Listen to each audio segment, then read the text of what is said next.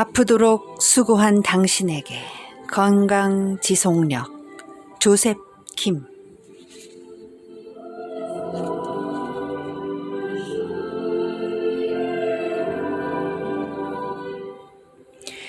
담당 교수가 생명을 지키기 위한 몸속 10가지 생리적 시스템을 강의했다.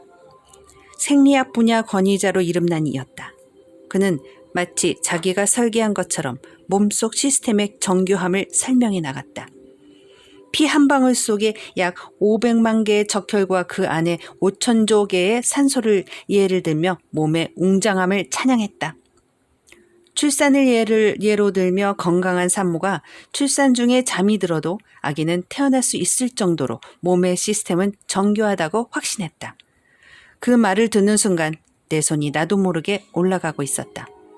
왜 그 놀라운 시스템이 건강했던 나의 아내에게는 발휘되지 못했는지 질문했다. 나는 중요한 비밀을 마주하기 직전처럼 기대로 가득 차 숨을 고르며 답변을 기다렸다. 교수는 망설임 없이 자신 있게 답변을 주었다. 그건 자기도 모르겠다고. 오히려 나에게 그것을 알게 되면 본인에게 알려달라고 했다. 그랬다.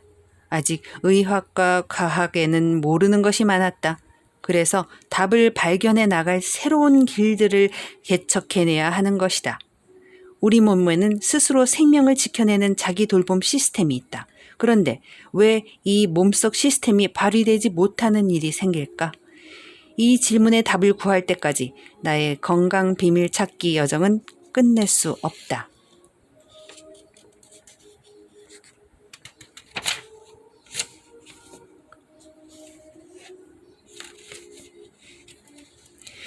우리 몸속에 의사가 있다. 몸속 의사는 면역 시스템을 통해 몸속에 풍부하게 내재된 천연 약성분을 이용해서 우리를 치료해낸다. 몸속 의사는 24시간 몸을 돌본다. 이건 모든 의학자들이 동의한다. 결국 몸밖 의사의 역할은 몸속 의사를 지원해주는 것이다. 그런데 왜 몸속 의사들의 활동이 약해지고 서서히 멈추게 되는 걸까? 도대체 왜 아프게 되는 걸까? 다시 기본으로 돌아가 보자 결심하고 해부실로 향했다. 자궁도 그랬다. 자궁을 감싸고 있는 얇은 막이 골반과 고관절에 연결되어 있는 모습이 눈에 들어왔다. 그리고 자궁의 기능을 위해 필수인 혈관, 림프관, 신경들이 그 막을 관통해 자궁에 도달하는 모습도 눈에 들어왔다. 골반과 고관절을 움직일 때마다 자궁도 따라 움직였다. 서로 연결되어 있기 때문이다. 그 순간 머리가 하얗게 되는 것 같았다. 몸이라고.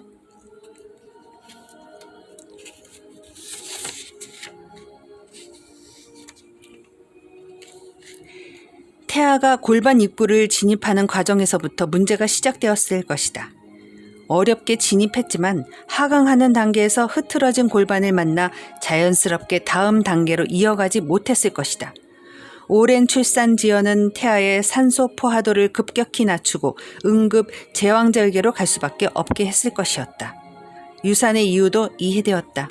육아는 전쟁터다. 온몸이 긴장된 상태에서 임신을 하게 되면 뇌는 판단을 내린다. 이 임신을 끌고 가는 것이 맞는가?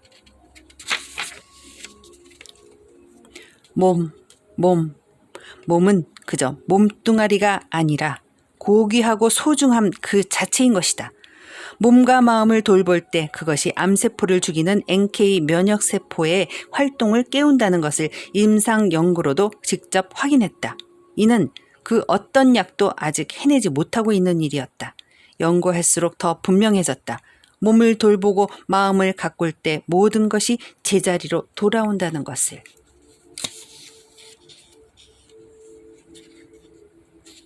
건강의 비밀은 몸을 소중하게 돌보는 것이었다. 몸의 환경을 매일 가꿔주는 것이었다. 마음도 함께. 수명이 다할 때까지 생명이 지속 가능하도록 몸에는 자기 돌봄 시스템이 갖춰져 있다. 이 시스템은 몸과 마음을 매일 가꿔줄 때 정상적으로 작동한다. 그리고 우리에게 건강 지속력을 매일 부여해 준다. 건강 지속력은 아픔을 돌아보고 건강을 지속 가능하도록 해주는 힘이다. 자기 스스로 건강 지속력을 발휘하도록 돕는 일, 나는 이것을 나를 스스로 지켜주는 의학, 자기 돌봄 의학이라고 부르기로 했다. 이 책에서는 과학적인 연구를 통해 스스로 몸과 마음을 가꾸는 방법들을 소개할 것이다. 나는 지난 13년간 전 세계 45개국 환자들을 치료해주고 건강 가이드를 해왔다. 사연 없는 몸과 마음의 통증은 단 한 사례도 없었다. 그 삶을 엿보아야 그 아픔과 질환의 뿌리를 이해할 수 있었다. 그 사연의 끝자락에는 늘 수고가 있었다. 자기 재능을 꽃피우기 위해 경쟁 구도에서 수고하고 과로하다 아파진 예술가. 가족의 재능을 꽃피워주기 위해 자기를 놓치면서까지 수고하다 아파진 아버지 그리고 어머니. 어린 시절 가족을 위해 자기를 우선순위에서 배제해야만 했던 이제는 어른이 된 소년 소녀가장. 출산 후 최소 9개월 정도는 회복 기간이 필요함에도 바로 24시간 육아를 해내야 하는 고단하고 아픈 육아맘. 남성 중심 사회 구조 속에서 편견과 불평등을 헤쳐내고 자기 길을 개척해내는 수고로 아파진 현대 여성. 부모님의 기대에 부응하기 위해 밤낮 없이 공부하다 아파진 학생.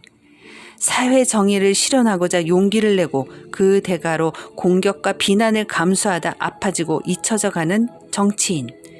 기업의 이윤 추구를 넘어 국가와 사회에 기여하고자 애쓰다 쓰러지고 아파진 기업인.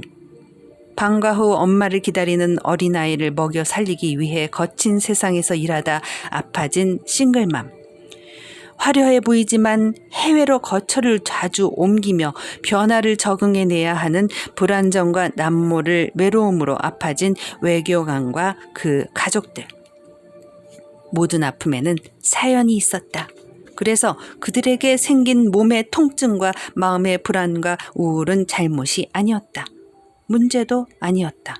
수고였다. 자기를 챙기지 못한 시간이 길어져 몸속 자기 돌봄 시스템이 약해진 것뿐이었다. 그 아픔은 몸의 신호이자 노력이었다. 충분히 고생했으니 이제 시선을 나에게로 돌리고 나를 돌볼 때라는 호소였다. 처음부터 진통제와 항우울제로 그 신호를 차단하고 각종 건강검진 수치를 맞추기 위해 약으로 먼저 다스릴 것이 아니었다. 모든 치료의 시작은 먼저 그 사연을 듣고 이해하는 것이었다. 아파진 나를 알아주고 이젠 스스로를 더 귀하게 돌보겠다는 마음의 다짐이 선행되어야 한다. 몸을 위한 작지만 좋은 습관들을 매일 해나가야 한다. 이것이 건강한 삶이다.